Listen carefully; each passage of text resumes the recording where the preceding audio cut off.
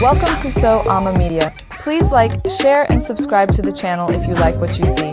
Thank you and much love. So sit back, relax, kick your feet up, and most of all enjoy. Much love. KHWA, this is what the old people say, the rain wants to kill us when it is angry with us. The rain attacks the hut angrily, and the hail beats down on us breaking the huts, and the cold wind gets into the people in consequence. It drives out the people, and the man, because of whom the rain is angry with the people, is the one whom the wind first lifts up, and blows up to the sky. Then he goes floating about in the sky, then floats out of the sky and drops down into a pond, then he stays in the pond and becomes a frog. Then the people one after another go out and fly up into the sky. Meanwhile, the karosses, skin cloaks, become springbok which lie down and roll, thereby shaking out the water from their skins, while the sticks and branches of the hut become bushes, then the arrows, or reeds, just stand about, and so do the quivers. A typical tale is that of the girl of the early race, who, bored and hungry in seclusion, sneaked out of her special hut, went to the waterhole, killed a water's child, a striped creature, and cooked and ate it. An angry Kwa, in the form of a whirlwind, enveloped her, whisked her away, and took her into the water pit, i.e. drowned her, though she lived on in the form of a frog. Disobedient girls taken by Kwa were also seen as the reflection of stars on the water's surface. Relatives might also be punished in the same way. Though Kwa was especially associated with the punishment of young women, men might be similarly punished. Hunters who shot and killed the rain animal in the belief that he was an eland, oryx, discovered when they tried to cook the meat on the fire that it evaporated like water. They were shut in a hut by the rain, before being taken to a pond and turned into frogs. Babamwana Wersa, Zulu, the goddess of the rainbow, rain, harvest, and agriculture. She was especially loved by the Zulu for bringing them the gift of beer. The tale of the goddess's search for a husband is well known. Although Babamwana Wersa lived in the sky in a beautiful house made of rainbow arches, she was lonely and unhappy. She was unable to find a husband among the gods, who were too warlike, so she decided to search among mortals. In a simple village, she found the cattle herder Thandai, who sang of his true love for the land. Hearing his song, Babamwana Wersa knew that she had found the perfect partner. Tsui Goab 24, Xosa plus Khoikhoi, a rain god.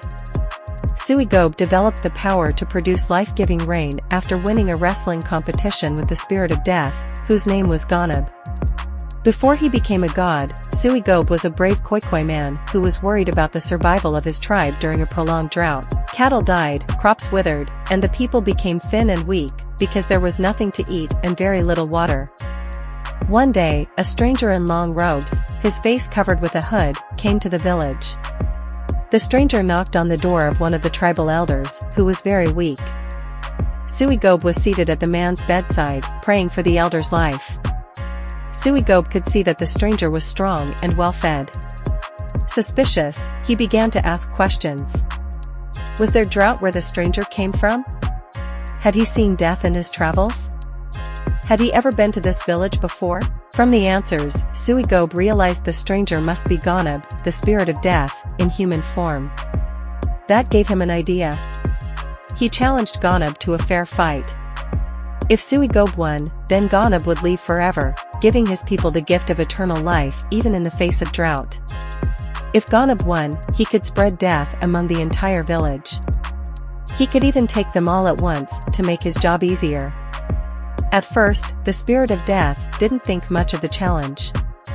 When Suigob said he trusted him to fight fairly, Ganab accepted, for no one had ever trusted him before. As the news spread, the villagers came out to watch Suigob wrestle with the spirit of death.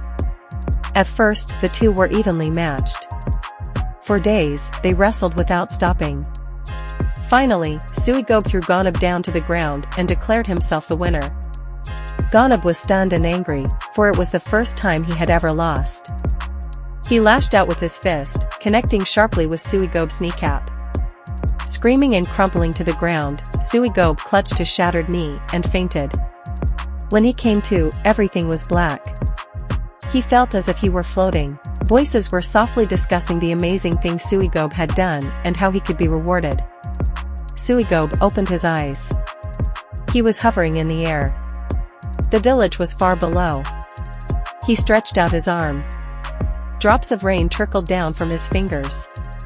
He stretched his other hand. A stream of rain poured down from that hand. The water soaked into the earth. By the next day, the fields were green.